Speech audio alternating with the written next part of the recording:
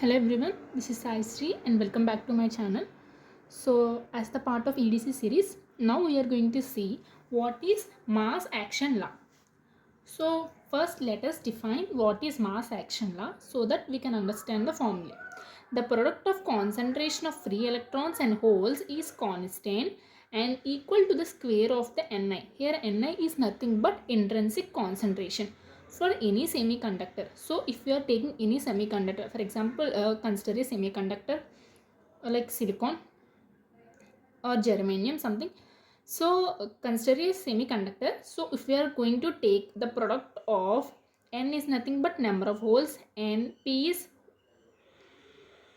is nothing but the holes, N is nothing but the electrons. So if we are going to take these concentrations, so N and P represents the concentration of holes and the electrons. So the product of concentration of free electrons and holes, the concentration of holes is constant. That means it is equal to the square of the intrinsic concentration, because in intrinsic concentration, intrinsic semiconductor, number of holes is equal to number of electrons. So number of holes is equal to number of electrons in intrinsic concentration.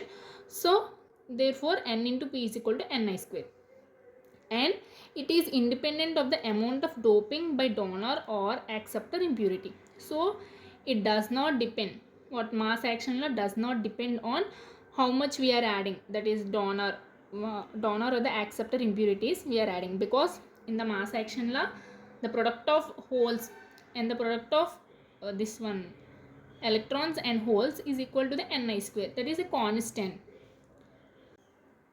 So if you see for the N type, the mass action law, how the mass action law is useful in deriving the concentration of holes in the N type. So if you take the N type semiconductor, so in the N type semiconductor it contains both the electrons and the holes.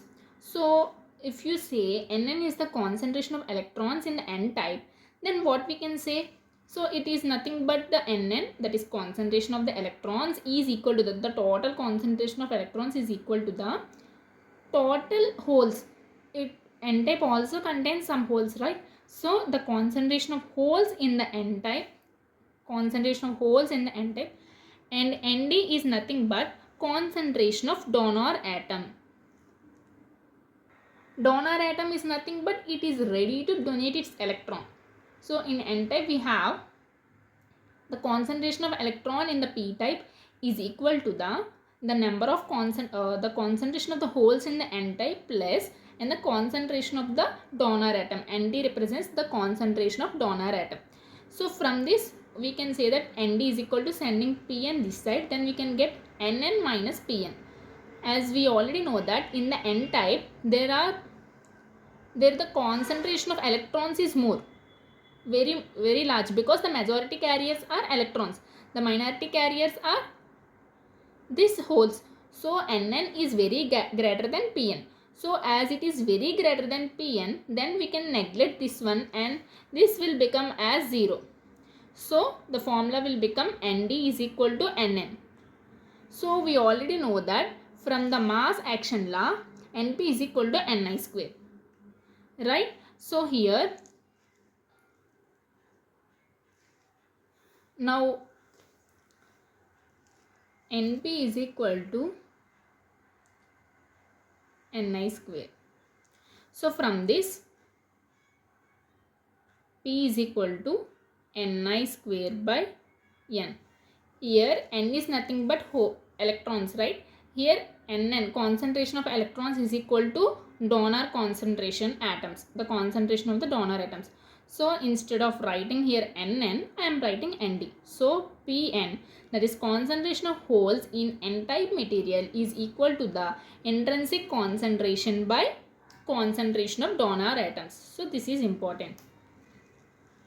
And for the P-type materials, it is nothing but number of holes present in P-type. The total number of holes present in P-type is equal to the number of holes present in N-type plus here Na means acceptor atom, concentration of acceptor atom.